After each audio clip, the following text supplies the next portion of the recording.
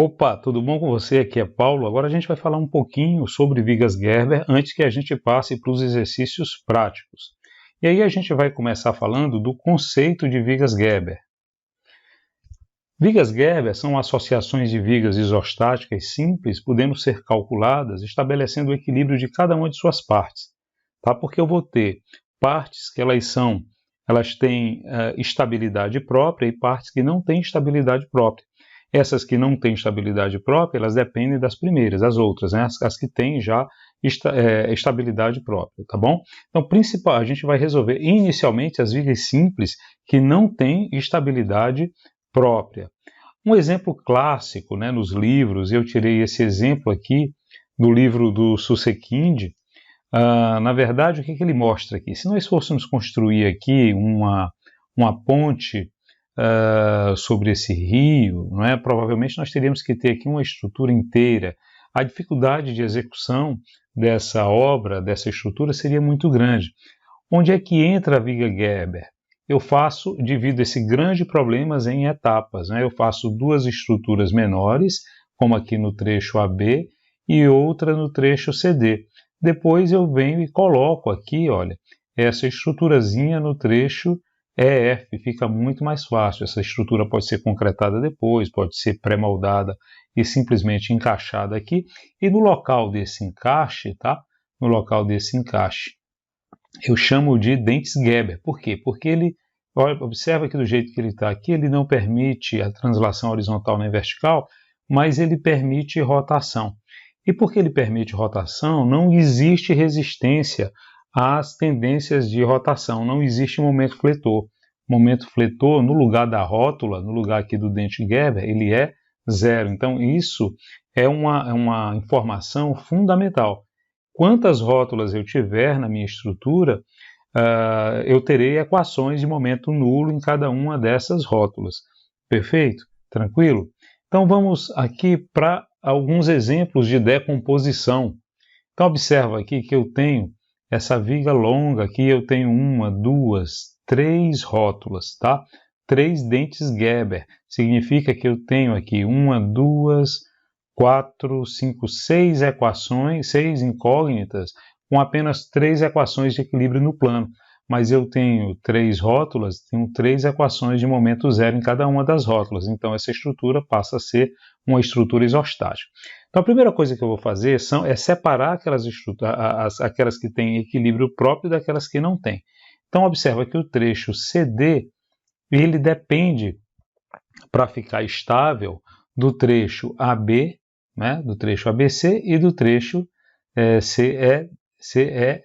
DEF. Perfeito? Então, o que acontece? Eu separo aqui esse trecho 1, que é o trecho CD, calculo as reações de apoio, e as reações de apoio entram como carregamento aqui no ponto C e entram como carregamento aqui no ponto D. Mais adiante, tá? Eu vou separar esse trecho aqui que não tem estabilidade própria, né, que é o trecho GH, e aí eu vou calcular as reações de apoio, e essa reação de apoio aqui no apoio G, ela entra como ação exatamente nesse trecho DEFG.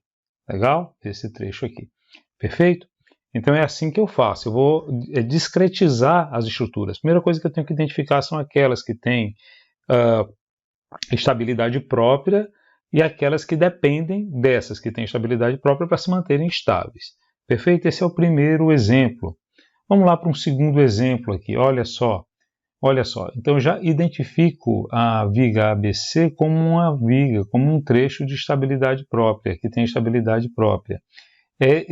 Essa viga aqui, HI, ela também tem estabilidade própria. Somente aqui, com esse engaste, com esse apoio do terceiro gênero, essa viga já fica estável. Então vamos olhar aqui, ó.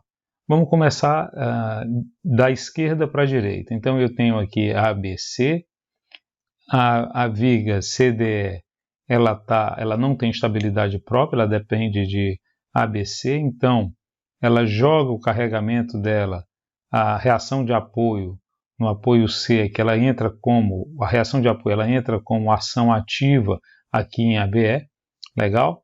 Aí eu vou aqui para essa outra opção aqui, não é? A GH, ela vai jogar o apoio em H e vai jogar aqui exatamente na seção G. Por sua vez, ela vai jogar aqui na viga CDE. Legal? Então, o interessante aqui é que eu comece o cálculo a partir aqui dessa viga que está apoiada no meu engaste. Legal? A gente vai fazer exercícios práticos, vai ficar bem mais claro isso. Um outro exemplo, imagina que essa rótula, né, o dente Gerber, exatamente sobre um apoio. Então, eu vou separar a minha estrutura em duas, como está colocado aqui no meu esquema.